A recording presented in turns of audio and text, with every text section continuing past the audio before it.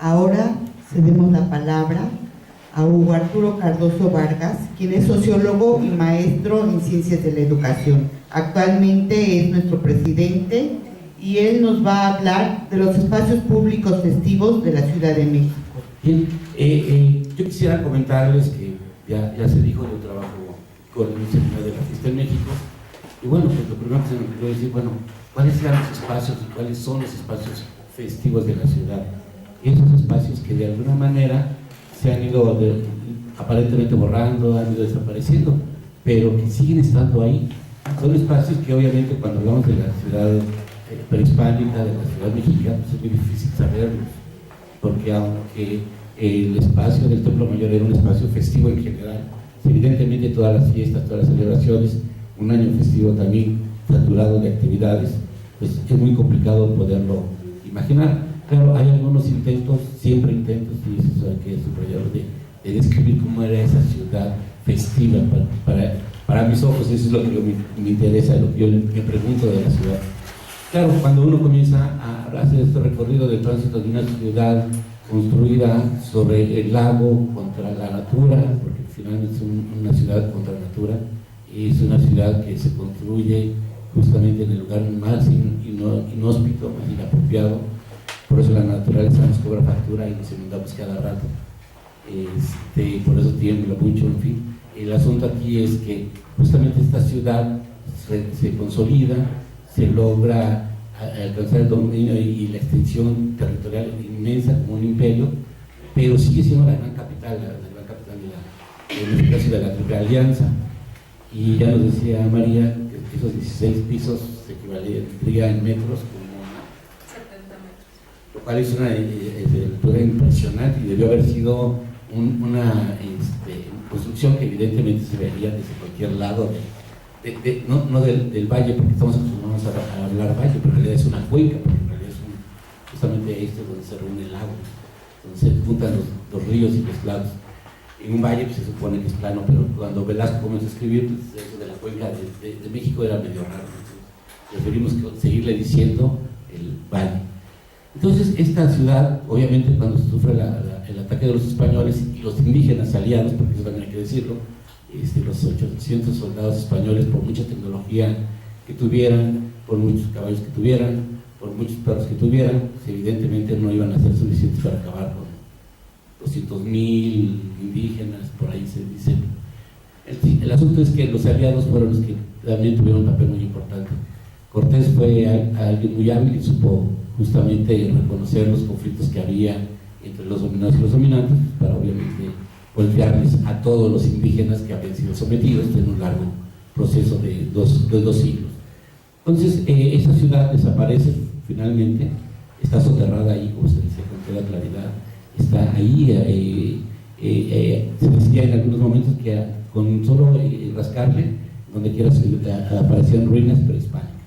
Y es muy cierto, porque estas ruinas ahí siguen estando no visibles, pero están ocultas, han sido ocultadas por a propósito, por el desarrollo, la tecnología, las nuevas maneras de construir, etc. Entonces esta ciudad se destruye evidentemente, se destruye ahora sí que piedra sobre piedra, como se dijo sobre otra ciudad muy importante para la religión católica, y realmente no queda nada de esta ciudad. Afortunadamente estas piedras se emplearon para construir una nueva ciudad, se emplearon para construir una nueva ciudad que también logró un espacio y un dominio importante. En la Nueva España generalmente se nos olvidan dos cosas, que la Nueva España era el puente natural entre España y Filipinas. Cuando la Nueva España se independiza, pues obviamente se rompe este círculo de tráfico comercial y todos los filipinos pues ya no nos quieren mucho, desde hace 2 siglos más o menos. ¿Por qué? Porque evidentemente pues, se quedaron totalmente desprotegidos del comercio internacional, ya no tenía la famosa nao, que no era nao ni venía de la China, ya no llegaba, ni venía de China, ni era nao, ni llegaba ni siquiera a Acapulco. Entonces es algo que es muy importante porque es algo que sucedió durante casi 3 siglos de dominio, este comercio con Asia. Y el otro asunto es que la expansión de la Nueva España pues, no quedó nada más en Texas, sino que llegó propiamente hasta Vancouver, lo que será ahora la isla de Vancouver. Por ahí hay una serie de expediciones que van hasta allá a tomar posesión de estos terrenos Y después se hace una discusión con los ingleses, luego con los norteamericanos, y terminan cediendo esta parte. Viene la guerra, etc. La cuestión es que esta ciudad entonces se construye afortunadamente, como decía, con estas piedras que habían sido deterioradas, destruidas, pulverizadas en muchos casos, y esto permitió que la nueva ciudad fuera eso, una nueva ciudad. Esa nueva ciudad, evidentemente, sí es muy posible identificar sus espacios festivos, sus espacios públicos festivos, porque también hay que decirlo, las casas privadas, las grandes mansiones, pues tenían no solo el lugar de la fiesta conmemorativa, celebrativa de las actividades de la familia, sino tenían también algún lugar en donde algún día esperaban que el rey de España viniera a visitarlo, ¿no? Entonces ese espacio siempre estuvo reservado y era un espacio muy muy importante en las casas que tenían obviamente que ver con la realeza no hispana. Entonces los espacios públicos festivos, pues, para empezar, el más importante es el Zócalo. Por ahí el compañero Alfredo que está intentando ayudarles con esto del sonido, hace una crónica bastante detallada del Zócalo. El Zócalo es no solo el espacio festivo por naturaleza, es también el espacio del dolor, como decía por allá hace un momento, porque obviamente las honras fúnebres también se desarrollan ahí, también es el espacio doloroso, porque finalmente también ahí se castiga y se quemaban a los delincuentes de delitos contra la fe o de los delitos de fuero común. Entonces también era el Zócalo un espacio muy, muy importante. A mí lo que me importa es la parte festiva. Por ahí el famoso cuadro de Villalpando de 1692, en donde se ve cómo está destruido el Palacio Nacional, el Palacio Virreinal, obviamente es un ejemplo de cómo este espacio era un espacio tremendamente rico en actividades. No solo aparece el virrey que va justamente a la catedral, sino una enorme cantidad de personajes, en donde se ve que ese es el gran espacio, como lo sigue siendo ahora. Finalmente, a pesar de todos los vaivenes, el Zócalo de la Ciudad de México sigue siendo un espacio festivo, sigue siendo un espacio políticamente importante, visiblemente necesario, y esto lo hace como que inevitablemente el punto central de la organización social y de la movilización, y no solo festiva, insisto. También a partir de este centro, obviamente, ya se comentaban las disposiciones de Felipe II ordenando las ciudades. Por ahí también hay datos anteriores, obviamente, las ordenanzas a González de Pedrerías, a Pedrerías de Ávila, que se le da también en 1502, por ahí. Pero al final la ciudad de la Nueva España, la capital de la Nueva España, es una ciudad que está construida, como dije en su momento, a imagen y semejanza de la ciudad prehispánica. Y eso lo podemos ver con todos los registros históricos que hay. Esta ciudad entonces podría comenzar a construir sus dos ejes. A partir del Zócalo hay el eje norte, el eje sur, el eje oeste y el eje poniente. Esto nos permite visualizar de manera muy rápida cuáles eran esos espacios. Si uno hace un recorrido del Zócalo rumbo al sur, lo primero que se encuentra es una gran plaza, el Templo de San Miguel. Ese es evidentemente el espacio más importante que se va a tener. Hacia el norte se va a tener la de Loreto, por ejemplo, la de Santo Domingo, que es una plaza también muy importante. Hacia el oriente se va a tener el de la plaza de Alarife, que diseñó la Ciudad de México, se dice, y obviamente la otra plaza más importante, que era la de la Soledad.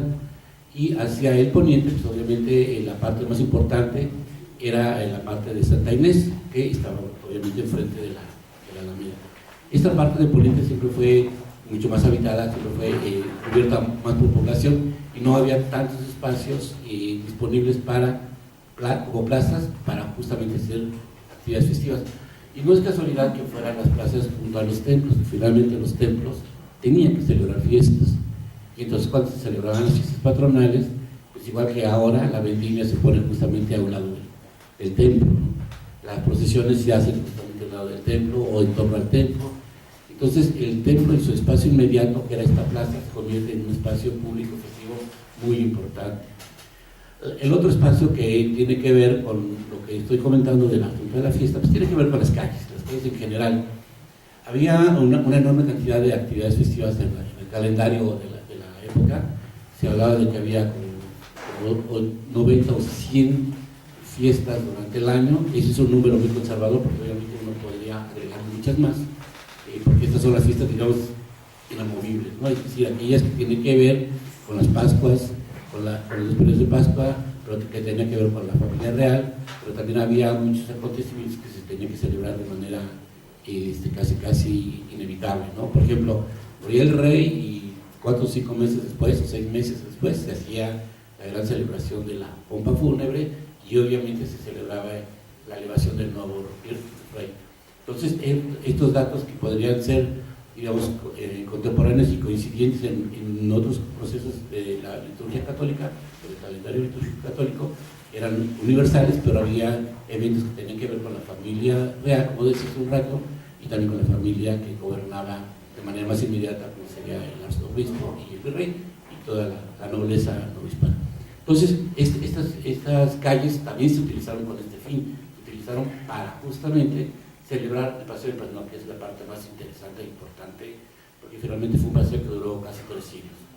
El Paseo del Pendón se celebraba el 12 de agosto, la víspera, con un proceso muy interesante, también muy reglamentado por la legislación de Indias, y por ahí se discutía cuál era el pendón que se llevaba. Algunos dicen que era el pendón de Cortés, por ahí otros dicen que era la bandera de San Esteban, algunos otros decían que era, yo creo, porque además eso es muy difícil también hacerlo definitivo, creo que era el escudo de la Ciudad de México el que se portaba, ¿no? Hay que recordar que Carlos V le otorgó un escudo a la ciudad y seguramente ese era el que se portaba, porque seguramente ese era el acto fundante de la nueva ciudad. Este paseo entonces implicaba no solo una parada militar que iba del ayuntamiento al Palacio al Virrey, de ahí se pasaba a la catedral, se iba a San Hipólito, que ya sabemos que San Hipólito ha perdido presencia económica, cultural, política y religiosa entre los jóvenes, entonces se decidió hacer el cambio de culto y entonces ahora San Judas Tadeo, que es el único santo que le festejan cada mes, cada 28 de cada mes, lo cual es insólito porque cada tanto es una vez al año, ¿no? Así como Jesús Santo, una sola vez al año. En este caso sí es importante entonces que San Hipólito fue desplazado por San Judas. Este templo fue un templo muy importante y entonces ahí se hacía la fiesta y se regresaba después en el mismo orden y se dejaba primero al arzobispo, después el rey, después se iba el alarife, el encargado de la bandera, de portarla, dejaba la bandera en el ayuntamiento y se le invitaba a su casa y él tenía que pagar un refresco, se decía, ¿no? Pero un refresco que incluía una enorme cantidad de compromisos. En la plaza, una vez que se terminaba este recorrido, se corrían cañas, se corrían sortijas, se hacían otro tipo de actividades que de alguna manera, como decía María Laza, para que no haya manera de poner imágenes, pero es interesante saber qué consistía en lanzar cañas, por ejemplo, o correr las sortijas, por ejemplo, que son actividades que tenían 2 objetivos. Número 1, un poco mantener adistrados a los jinetes, a la nobleza, que pueden tener derecho a montar, y segundo, también hacer visibles, porque esto es algo muy importante, creo que en la época colonial, ser visible era hacerse público, ¿no? Entonces, mientras más visible era uno, era más importante. Ahí sí la visibilidad también dependía de esta capacidad de ser un... Entonces, el arzobispo, el rey y los del cabildo, eclesiástico o civil, pues, tenían que figurar siempre en los primeros lugares por esa condición de su importancia. Y claro, allá atrás en las procesiones y en el propio Paseo del Pendón aparecían los gremios, las obras religiosas, porque ellos no eran tan importantes como los que encabezaban esta parada militar. Entonces el Paseo del Pendón también dio, insisto, actividades de otro tipo que se aprovechaban no solo la calle como espacio de escenográfico, sino también para construir un ejercicio permanente de actividad, insisto, para distraer a los jinetes. Otro gran momento que se utiliza el espacio público, la calle, es en la fiesta de Corpus. La fiesta de Corpus es interesante. A una hora podemos ver, es impresionante el terriblemente horroroso carro en el que llega la custodia, una cosa enorme, bellísima, al Zócalo, a la catedral, ¿no? Y atrás de ella viene todo el camino eclesiástico, después vienen algunas agrupaciones religiosas. Ya hay pocas mulitas, no hay referencia a nadie, simplemente es algo que hemos vivido casi todos los que tenemos cierta edad, la llegada de las mulitas, justamente de los niños disfrazados inditos a la catedral a llevar las primicias de la cosecha, ¿no? Entonces, impresionante ver este proceso que se continúa en la ciudad, que se continúa en el Zócalo, y que de alguna manera recupera muy poco lo que realmente era la fiesta del Corpus en la ciudad. Se comenta que en la época del siglo XIX, mediados del siglo XIX, por ahí, se hacía un tendido que cubría, sabemos que en junio llueve, a veces llueve muy poco, a veces mucho, entonces se hacía un tendido con una lona que cubría todo el recorrido en el Zócalo, imagínense. Claro, aparte de todas las otras partes, donde está registrado, está en el Zócalo, se hace un tendido para cubrir justamente al Santísimo y que él pudiera circular sin ningún problema en toda la procesión. Entonces, ese espacio que siempre ha sido el Zócalo, que siempre ha sido la calle, sigue siendo motivo ahora también justamente de fiesta. Ahora más restringida, más supeditada a otros controles de otro tipo, pero los espacios públicos festivos siguen estando ahí y qué bueno. Aunque la ley diga una cosa, porque la ley sabemos, dice que no se puede hacer manifestaciones en culto en la vía pública, qué bueno que las procesiones salgan a la calle, qué bueno que sean capaces de parar el tráfico y recibir muchas refrescadas de árbol genealógico. A mí me ha tocado por la fiesta pues, enterarme de que cuando tenemos que ir de Axotla a Joco, una refrescadera porque además para uno Churubusco, una parte de Churubusco y la universidad, entonces pues, imagínense, en esa ciudad caótica, etcétera, pues, parar un tráfico por una procesión pues es una afrenta a la modernidad y a todo lo que significa. Pero qué bueno, porque yo creo que justamente algo que detiene, defiende y permite combatir la globalización es la fiesta, y la fiesta patronal sobre todo. Entonces, qué bueno que hay espacios públicos que se siguen conservando, y también creo que también como cronistas tenemos la obligación de difundirlos y de defenderlos. Así de que, compañeros, tenemos mucho trabajo que hacer. Gracias.